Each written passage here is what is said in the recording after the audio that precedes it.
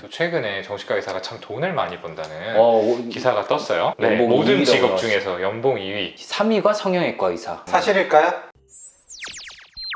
네, 안녕하세요. 내부자들입니다. 네, 안녕하세요. 오늘 저희가 준비한 주제는 정신과 의사로 사는 것의 장점과 단점입니다. 네. 네, 요즘 정신과 의사가 되고 싶어하는 아이들이 되게 많다고 하더라고요. 그래요? 네, 왜죠? 그런 이상한 기사도 나고 이래가지고. 아, 네, 네. 거두절미하고 바로 들어가죠. 정신과 의사로 사는 것의 장점부터 네. 얘기해 봅시다. 뭐가 좀 좋다고 느끼세요? 뭐 저는 다른 것보다도 저를 생각할 수 있게 해주는 거? 무슨 생각하셨어요? 아, 내가 이렇게 이런 과거의 기억 때문에 내가 지금 이렇게 하고 있구나. 그래서 좀 힘들구나 라는 거를 많이 느껴요. 그러니까 특히 저의 과거를 떠올리게 해주는 말씀들을 해주는 분들이 계세요. 맞아요. 아, 네. 진료실에서. 그렇게 하면 제 옛날 기억들도 떠오르고. 그러게 나는 왜 그랬을까? 라고 하면서 나에 대한 질문으로 나중에 진료 끝나고 나면 그게 이어지는 경우들이 있죠. 그러니까 마치 그런 얘기 많이 하시잖아요. 아, 이제 아이를 키우면서 보니까 예전에 부모님이 어떤 마음이었을지가 이해된다 라는 것처럼 저도 이분의 말씀을 들으면서 제가 이해가 되는 거죠. 나에 대한 이해가 조금씩 커져간다. 그러니까 네. 이제 규영이가 나는 코인으로 돈을 벌 수 없는 사람이구나 라는 아. 것도 깨닫게 되고. 그러면서 그렇죠. 코인은 계속 하고 있잖아요. 하고는 있지만 이제 저한테 맞는 좀 방법을 쓰고 있는 거죠. 당장 4년 전에 저와 네. 지금의 저만 봐도 투자 방식이 많이 달라, 많이 달라. 아, 그렇네요. 네. 그때 규영이 계속 보고 있었거든. 그러니까요. 저 지금 아마 이거 켜놨을 거예요, 지금. 4년 그러니까. 전이었다면. 진짜로 팟캐스트 할 때만 해도 저 게임 켜놨었잖아요. 맞아. 달라졌잖아. 그러게요. 이게 근데 매체가 달라진 탓 아닐까요? 정신과 의사네. 네. 이어지는 말일 수 있는데 네. 좀 화가 덜 나는 것 같아요. 예전에 비해서. 그래요? 네. 예전에 비해서. 근데 요즘 우리 뭐 팟캐스트 할 때랑 비교해보면. 그래. 화 많이 냈죠. 그러니까 요즘 화 안 내잖아. 근데 정신과 의사라서 어떤 점이 좀 화를 덜 내게 만드는 것 같아요? 그러니까 뭐 부정적인 감정이 들면은 그 감정에 휩쓸려 가는 게 아니라 진료실에서 내가 맨날 말하는 것처럼 아 내가 지금 왜 화가 났을까? 뭘까? 들여다보면은 당연히 니들 때문일 때도 있지만 그냥 내 요소일 때도 있으니까. 맞아요. 그렇게 성숙한 사람이었어요? 아 그럼요. 나 네. 지금 소름 돋은 거 보여요? 어. 네. 몰랐어요. 4년 전에 비해서 나도 많이 줄었어. 이렇게 좀 알려주세요. 미숙해서 김지훈 선생님 변화를 알아차리지 못했어요. 근데 진짜 짜증 났을 때 예전에는 그냥 막 짜증 냈었는데 지금은 내가 이것 때문에 좀 짜증이 나는구나 알면은 확실히 짜증 덜 나요. 동훈이는 잘 이해가 안 가나 봐. 아, 지금. 그러네. 저는 뭐 그런 건 잘 모르겠고요. 일단 진료실에서 네, 여러분들 얘기를 듣게 되잖아요. 근데 한 분 한 분의 얘기가 정말 같지 않잖아요. 그렇죠. 네, 그게 때때로 조금 힘들게 느껴질 때도 있지만 기본적으로 저는 참 지루하지 않고 어찌 보면은 흥미롭게 일을 할 수 있다는 점이 또 정신과 의사가 가진 큰 장점 아닐까 아 생각합니다. 이거 많이 듣는 이야기네 싶다 갑자기 다른 방향으로 새요. 같은 흐름이었는데 이 사람의 생각은 일로 가고 누구는 일로 가고 막 이런 게 다 다르죠. 그래서 긴장의 끈을 좀 놓을 수가 없죠. 그리고 어쨌든 저는 진료실 오시는 분들도 여쭤보거든요. 이렇게 많이 우시고 힘들어 하시다가 나가면서 아, 근데 선생님은 괜찮냐? 나같이 이제 힘든 얘기만 하는 사람은 하루에 몇십 명 볼 텐데 괜찮냐? 라고 하시는데 그럴 때마다 저는 말씀드리는 건 되게 좋은 직업이라고 말씀을 드려요.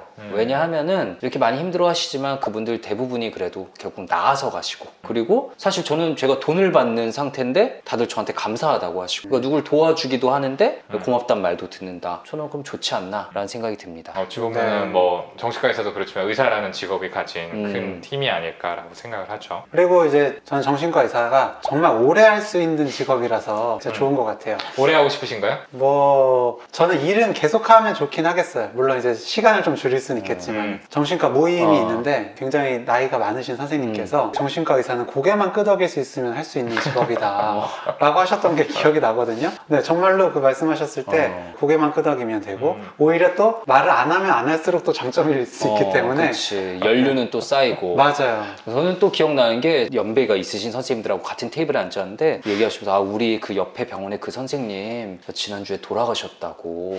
근데 오픈 얘기인데? 아니 근데 그 직전까지 진료하시다가 돌아가셨다고 그냥 얘기를 하시더라고요. 나만 젊은 사람이었는데 나한테 이제 우리는 죽을 때까지 할 수 있는 좋은 직업이다라고. 그래 네. 안 아프다가 이제 끝까지 진료 편안하게 보시다가 돌아가신 그냥 노안으로 돌아가신 그것도 거야. 행복이라면 행복이네요. 네. 그 정도로 오래 할 수 있다. 그치 그 네, 정도로 네, 오래 할 수 있다. 예, 근데 되게 땀이 나네요. 네. 또 어쨌든 정신과 의사라는 직업이 사람들의 호기심을 좀 자극하는 측면이 있잖아요. 여러 사람들의 관심의 대상이 된다는 것도 어찌 보면은 장점이지 않을까라고 생각을 합니다. 어쨌든 먼저 사람들이 또 다가와 주는 경우도 많고 정신과 의사라는 직업을 또 무기로 삼아가지고 누군가랑 좀 가까워지는 경우들도 있거든요. 그런 것들. 그런 경험이 많이 있으셨나요? 동의를 구하는 것 같아서. 아, 이게 써있는 거예요. 정신과 의사. 내가 정신과 네, 의사야. 증신과 의사야.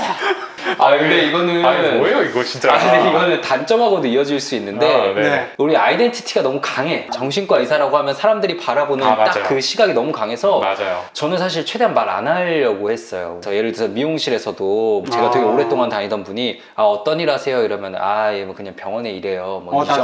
정도 이 정도로만 얘기를 했었는데 이제 가족들도 거기서 해가지고 뒤늦게 알게 되신 거죠. 와 정신과 의사세요라고 하고 볼 때 그 약간의 차이가 있거든요. 맞아요. 근데 아이덴티티가 강하다는 말에 동의해요. 물론 그런 직업들이 여럿 있지만 그 어떤 프로토타입 같은 이미지가 좀 있어가지고 어떤 사람들이 조금 그 이미지에 맞춘 모습들을 기대하는 것 같기도 합니다. 얘기 잘 들어주고 뭔가 조금 사람 마음도 잘 알아차려가지고 짚어줄 것 같고. 어쨌든 대화를 시작할 때 좀 좋은 것 같아요. 정신과 의사라고 하면 기본적으로 직업 자체에 대해서 궁금해 하시는 것들이 많아서 그런 걸 이야기하다 보면 네, 조금씩 이렇게 아이스 브레이킹이 좀 되지 않나. 그리고 이런 얘기들도 궁금해하실 분들이 있는 것 같은데 또 최근에 정신과 의사가 참 돈을 많이 번다는 기사가 떴어요. 연봉 2위라고. 네, 모든 2위라고 직업 나왔어요. 중에서 연봉 2위. 3위가 성형외과 의사. 사실일까요? 궁금해하시는 분 많을 텐데 사실은 저희는 그렇게 생각하지는 않아요. 아니 그렇게 생각하지 않아요가 아니라 아니에요. 네, 아니에요. 그리고 의사 중에서도 2위가 아닌데 2위는 무슨 2위야? 그러니까요. 진짜 네, 약간 그럴 것 너무 같은데요? 어이가 없더라고요. 물론 이제 저희가 전문직이고 어느 정도 잘 벌어요. 어느 정도 잘 버는데 2위의 직업이냐?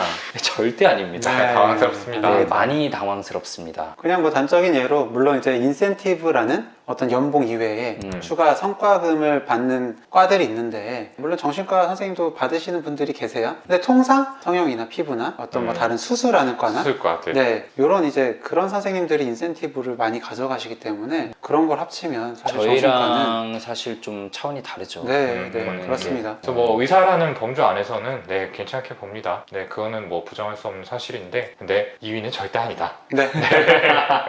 다른 의사들에 비해서 절대 그렇게 앞서 나가지 않는다. 2위가 되면 좋겠네요. 네. 그런 날이 왔으면 좋겠는데 네. 네.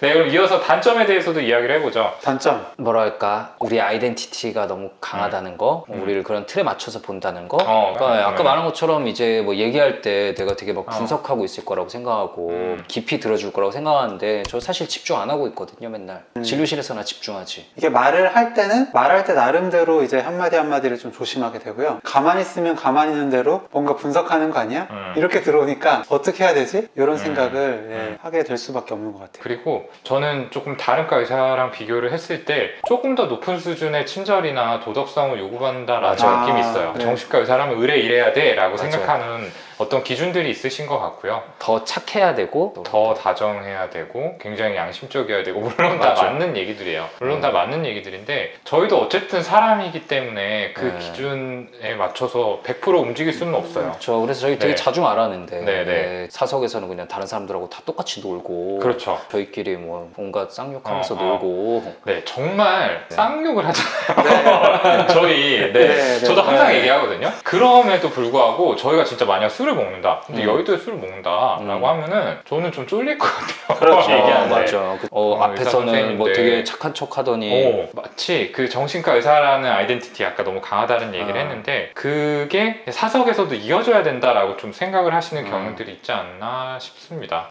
그리고 저는 이제 밖에서 환자분을 만나 뵙는 게 좀 불편하실 수가 있잖아요. 그래서 집을 이제 병원 근처에 이렇게 구하는 게 조금은 좀 꺼려지지 않나.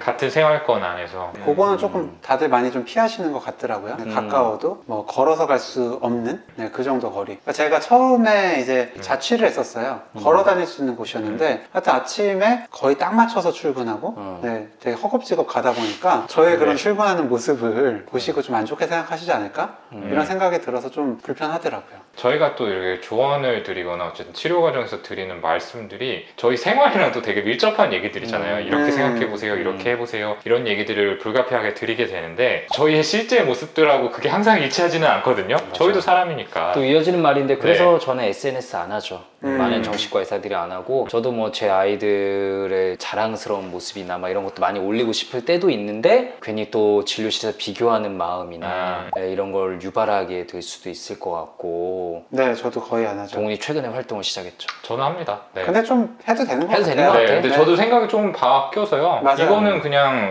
저라는 사람인 거고 그치, 근데 합치시킬 필요는 이런 없다. 거를 고민한다는 것 자체가 어. 벌써 나에게 어떤 제약이 걸린 거니까. 네, 그렇죠. 그렇죠. 네, 이런 이게 참 생각들을 안 할 수 불편한 것 없다라는 거. 그리고 저는 사실 이게 제가 전공의 때 되게 힘들었던 부분인데 원치 않게 이 치료를 시작하시는 분들이 계시잖아요. 강제 입원. 네, 그렇죠. 어떤 현실검증력 되게 떨어지고 병식도 없는 분들인데 너무 이제 위험한 행동들을 하시게 되니까 어쩔 수 없이 입원을 시키게 되는 경우가 있고 병원에 모시고 오는 경우가 있죠. 근데 이런 분들을 좀 치료해야 된다는 게 되게 힘들었어요. 너무 욕을 먹고 막 항상 실제 맞거나 어떤 되게 네. 위협을 느낄 때들도 많고 그러면서 에너지는 에너지대로 써야 되고 그게 솔직히 인간적으로 좀 현타가 올 때가 되게 많더라고요. 나 지금 뭐 하고 있나. 현타 오죠. 네, 그러다가 또 좋아져가지고 나중에 감사하다는 모습을 보면 그게 그만큼 또 리워드로 돌아오긴 하지만 그 다음날 또 현타 오고 이 사이클을 그냥 계속 돌았던 것 같아요. 그러다가 못 견디면 그냥 뭐 그만두는 거고. 맞아요. 이거는 되게 많이들 힘들어하는 부분인 것 같아요. 네. 그리고 저는 또 우리 직업적 특성상 안 좋은 이야기들 위주로 들으니까 사회의 부정적인 면들을 너무 많이 듣게 되는 것 같아요. 뭘 하다가 실패했던 경험들, 뭐 하다가 상처받았던 경험들, 이혼, 뭐 외도, 불륜, 폭력 등등. 사실 살면서는 그렇게까지 많이 보지 못했던 부분들을 너무 많이 들으니까 사회를 좀 염세적으로 바라보게 되는 느낌은 좀 생기는 것 같아요. 해바라기 센터 근무할 때 그게 좀 제일 피크였던 것 같아요. 네. 너무 아이들한테 안 좋은 일들이 많이 일어나니까 실제로 좀 불안하기도 하고 그렇더라고요. 오늘은 정신과 의사로 살아서 좋은 점, 그리고 정신과 의사로 살아서 안 좋은 점에 대해서 좀 이야기를 나눠봤는데요. 어떻게 좀 재밌게 보셨을지 궁금하네요. 네. 제발 재밌게 보셨으면 좋겠어요. 그러니까요.